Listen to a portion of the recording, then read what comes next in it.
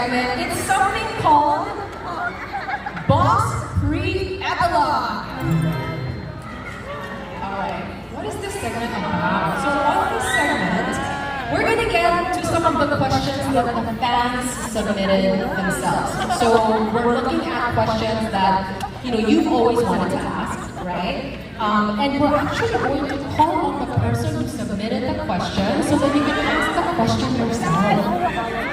Our staff will approach you with a microphone, okay? So let's take a look at our first question, which is coming from Rizal Briones. Ay, parang familiar. Rizal. There. Hi, Rizal. Here. Would you like to say hello to Rizal? Shy ako.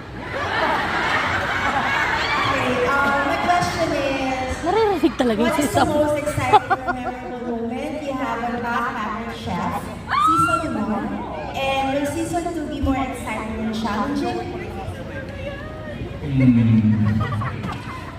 답변을 될까요? Can I reply already? Can I answer it? Yes.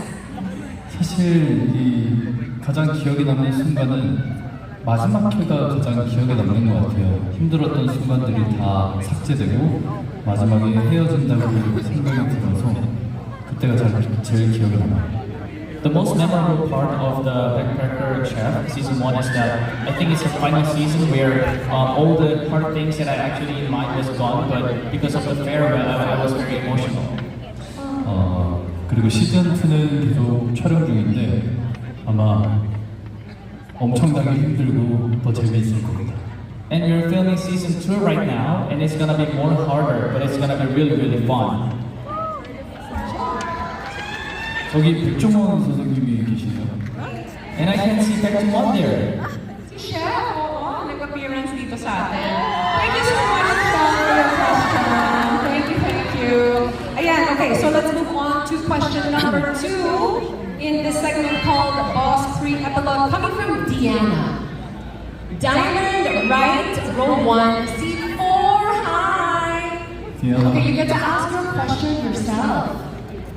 Oy, saan na? Diamond Bright Row 1, Seat 4. Here. Are you Row there? 1, Seat 4. 1, 2, 3, 4. Is that Deanna? Dayan. Over here pala. Ayun, nalapit na siya sa atin, nakatingin na. Hello, how are you? Okay, Diamond Right, row 1, seat 4. Tama. Okay, we have your question on the screen. Proxy ako na po. Hi. Ini kasi ito manalo. So, tignitin eh. Kat ko. Oh. You are the Soul family. Yeah, I went also there. And I asked you a question also about your favorite food in Korea. My goodness, how lucky are you? Yeah. He remembers. Sabi niya, I remember. And you said samgyeopsal. Let's get to your question. Welcome to the Philippines. I want to ask if you go back to the Philippines for vacation, going holiday, where do you want to go and what do you want to do? Thank you. Sa bahay ko. 다른 질문인 거죠? It's a different question, right? 어디가 좋죠? 추천해주세요. Could you guys recommend it for me? Siargao! 여기 마이 하우스라고 들리는데. And I can hear like my house. My house! Divisoria! My house! Kamo ah. Saan 나는 mo gusto 못 pumunta? 가보고 Sa bahay ko. Divisoria na lang. Sa bahay ko ay pakilala kita kay Mami. Palawan, Cebu,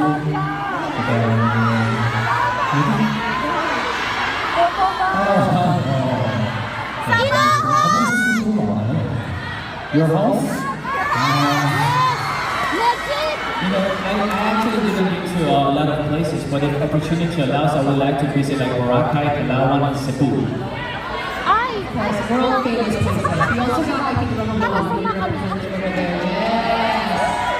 Mayon? Okay. I think that was Jezza actually, no? Yes, Jezza Joy Jerusalem. Thank you so much for your question. Let's move on to our next one. Is Anne here? Anne de la Cruz? Anne de la Cruz, VIP, row 17, seat 9. Audition! Hi.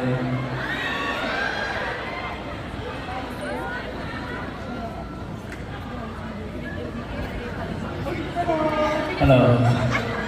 Shy ako. Please. So my question is, if you could have dinner or go drinking with any character you play, who would it be and why? Siya yung kinilig niya. 그런 생각을 한 번도 안 해봤는데 I have never thought about that yet. 부흥? 어떻게 여기 부흥이랑 혼자 술이나 밥을 먹고 싶은데 이유는요 너무너무 답답하고 Ano pangalan niya sa Itaewon? Yung demonyo siya doon. 누군가 앞에서 Di ba nakakagigil siya dun eh? Guwan ba yun? Oo.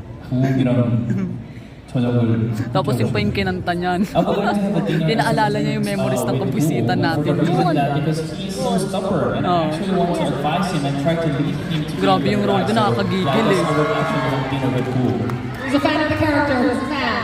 No one! Yes, okay, thank you so much. That was Anne de la Cruz. Do we have a fourth question? Is Deanna here? Kanina pa We yun do ah. have another question. Is Deanna here? Again? Diane Wright, row 1, Ah, C4. Dan na po. Dan! Dan! Tapos na. It's the second question. No? Okay. Alright. Dan, it's already Dan. Done It's a- na. Okay. Alright. Well, then that brings us to the end of the segment already, guys. That was Boss Free Epilogue. How about a big round of applause for everyone who really just answered all of our questions. You guys have fun? Yes. We also have an in-depth bonding Q&A portion. How do you feel, spending this time together and also finding out what your fans are curious about? What would you like to say to your Manila fans? 이 공연장이 많이 더운데 더운 이유가 마닐라 팬분들 때문인 것 같아요.